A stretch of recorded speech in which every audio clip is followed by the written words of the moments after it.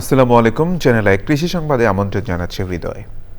এখনকার এই সংবাদ আয়োজনে একই সঙ্গে চ্যানেল আই ইউটিউব চ্যানেল এবং চ্যানেল আইয়ের ওটিটি প্ল্যাটফর্ম আই স্ক্রিনে লাইভ স্ট্রিম হচ্ছে। আলুর কাঙ্ক্ষিত দাম না পেয়েও ক্ষতি পুষিয়ে নিতে যশোরে আলু চাষে ব্যস্ত সময় পার করছেন কৃষক। ক্ষেতের সবজি তোলার পরপরই জমি চাষ, সার প্রয়োগ ও বীজ আলু রোপণের প্রস্তুতিতে এখন পুরো এলাকায় চলছে কর্মব্যস্ততা। মাঠ জুড়ে পাতাকপি উত্তোলন ও নতুন মৌসুমের বীজ আলু রোপণের লক্ষ্যে জমি তৈরি সব মিলিয়ে জমে উঠেছে শীতকালীন ফসলের মাঠ।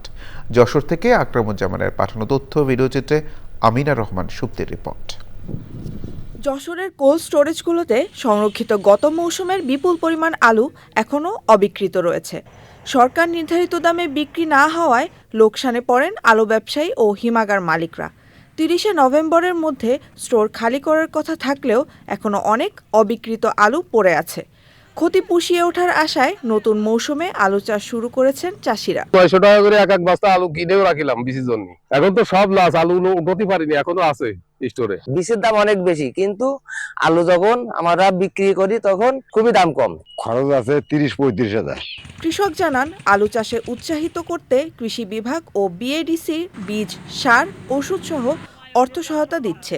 এবারে বিআরডিসি আবার বীজ দিচ্ছে, আবার লাগাচ্ছে। এখন ওই সময় দাম হলে কৃষক লাভবান হবে, না হলে হবে না। ওই বীজ আমরা কিনি, ওরা কিছু সার মাটির টাকা দেয়, ওই সার মাটির টাকা দিয়ে ওরাই আবার আমাদের কাছ থেকে বীজ ওরা দেবে 1200-1300 টাকা মন। বিএডিসির যশোরে আলু বীজ জোনের আওতায় এখন পর্যন্ত 54 জন কৃষককে বীজ আলু দেয়া হয়েছে। ব্যাংকের মাধ্যমে আমাদের সুপারিশ করা হয় এবং ব্যাংকের মাধ্যমে সেটা তারা পেয়ে থাকে। আলু উঠানোর পরে যখন আমাদেরকে দেয় তখন আমরা সেটা কাগজপত্রের মাধ্যমে আমরা সেই টাকাটা আমরা নিয়ে ব্যাংকে লোন পরিশোধ করি এবং বাকি টাকাটা আমরা কৃষককে দিয়ে থাকি। আলু চাষকে লাভজনক করতে কৃষি বিভাগের পক্ষ থেকে নানা সহায়তা দেয়া হচ্ছে। আমরা কৃষকদেরকে আলুর বীজ শোধন, রোপণ দূরত্ব, সার ব্যবস্থাপনা বিষয়ে, সেচ ইত্যাদি বিষয়ে তাদেরকে প্রশিক্ষণ এবং সামগ্রিক সহযোগিতা দিয়ে যাচ্ছি। যশোর জেলায় চলতি মৌসুমে 1550 হেক্টর জমিতে আলু উৎপাদনের লক্ষ্যমাত্রা নির্ধারণ করা হয়েছে। Amina Rahman Supti, channel I. কৃষিতে রাসায়নিক ও ক্ষতিকর কীটনাশকের ব্যবহার কমানোর দাবিতে সাতক্ষীরার শ্যামনগরে মানববন্ধন হয়েছে। মানববন্ধনে বক্তৃতা করেন শ্যামনগর প্রেস ক্লাবের সাধারণ সম্পাদক এস.এম. মুস্তফা কামাল, কৃষক দেবীরঞ্জন মণ্ডল ও অন্যরা। বক্তারা ক্ষতিকর কীটনাশক বিক্রি নিয়ন্ত্রণ, নিম্নমানের কীটনাশকের বাজারজাত বন্ধ, কৃষকদের সুরক্ষামূলক সরঞ্জাম নিশ্চিতকরণ এবং বিষমুক্ত খাদ্যের অধিকারের নিশ্চয়তায় সরকারি বেসরকারি উদ্যোগের দাবি জানান। গত কয়েক বছরে ভালো বাজার দর পাওয়ায় নোয়াখালীতে বাড়ছে কুল চাষ। গত বছর জেলায় 94 হেক্টর জমিতে কুলের আবাদ হলেও চলতি মৌসুমে তা বেড়ে দাঁড়িয়েছে 114 হেক্টরে। কুল চাষের এই সম্প্রসারণ ছড়িয়ে পড়েছে উপকূলীয় উপজেলা হাতিয়াতেও। স্বল্প খরচে লাভজনক হওয়ায় কুল চাষে ঝুঁকছেন নতুন উদ্যোক্তা ও বিভিন্ন পেশার মানুষ। নোয়াখালী প্রতিনিধি আলাউদ্দিন শিবলুর পাঠানো তথ্য ভিডিওচিত্রে বিস্তারিত জানাচ্ছেন জহির মুন্না। নোয়াখালীর হাতিয়া উপজেলায় দিন দিন বাড়ছে কুল চাষ। বিভিন্ন জাতের কুলের পাশাপাশি সাথী ফসল হিসেবে চাষ করা হচ্ছে বিভিন্ন ধরনের সবজি। এতে কম পুঁজিতে বেশি লাভ পাওয়ায় কুল চাষে ঝুঁকছেন বিভিন্ন শ্রেণী পেশার মানুষ। 1 ফুট বাই 1.5 ফিট আমরা এটার গর্ত করি তারপরে এটার মধ্যে জৈব সার, রাসায়নিক সার, বিভিন্ন মেডিসিন দিয়ে এটা জাত করে তারপরে আমরা কিছুদিন পরে চারা রোপণ করি। 13 করে প্রায় 800 গাছ আছে আমার, পুরাতন, আজকে 2 বছর।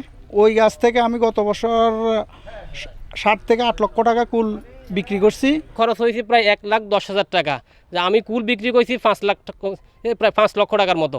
এ এলাকার মাটিতে উৎপাদিত কুল স্বাদ ও গুণে ভালো হওয়ায় স্থানীয় চাহিদা মিটিয়ে দেশের বিভিন্ন অঞ্চলে সরবরাহ করা হচ্ছে, এমন দাবি কৃষকদের। খেতে অনেকটা হিসেবে বলতে গেলে একবার অনেকটা রসালোই, তো এটা যখন বাজারজাত হয় তখন আমরা বাজারে বিক্রি করি 80 থেকে 90 টাকা কিংবা 120 টাকা। আমরা শুরুতে 120 টাকা থেকে পাইকারি বিক্রি শুরু করি, আমাদের 90 থেকে 80 টাকা আমাদের কুল এরকম শেষ হয়ে যায়। আমরা আশা করতেছি এরকম এক একটা গাছে আমরা 20 থেকে 30 কেজি ফল আমরা পাইতে সক্ষম হব। স্থানীয় কৃষি বিভাগ বলছে চলতি মৌসুমে হাতিয়া উপজেলায় এবার 28 হেক্টর জমিতে কুল চাষ করা হচ্ছে, যেখানে বিভিন্ন ধরনের সহযোগিতা দিচ্ছেন তারা। আমাদের এই কুলের যথেষ্ট চাহিদা রয়েছে বাজারে। আমরা কৃষকদেরকে উদ্বুদ্ধ করার চেষ্টা করতেছি যাতে নতুন নতুন বাগান সৃষ্টি হয়। উন্নত জাত ও মানসম্মত চারা নিশ্চিত করা গেলে আগামী দিনে এই এলাকায় কুল চাষ আরও বৃদ্ধি পাবে এমন আশা সংশ্লিষ্টদের। Zahir Munna, channel I. Channel I কৃষি সংবাদের আজকের আয়োজনে পর্যন্তই। পরবর্তী সংবাদ আয়োজনে আমন্ত্রণ জানিয়ে শেষ করছি। ধন্যবাদ সবাইকে।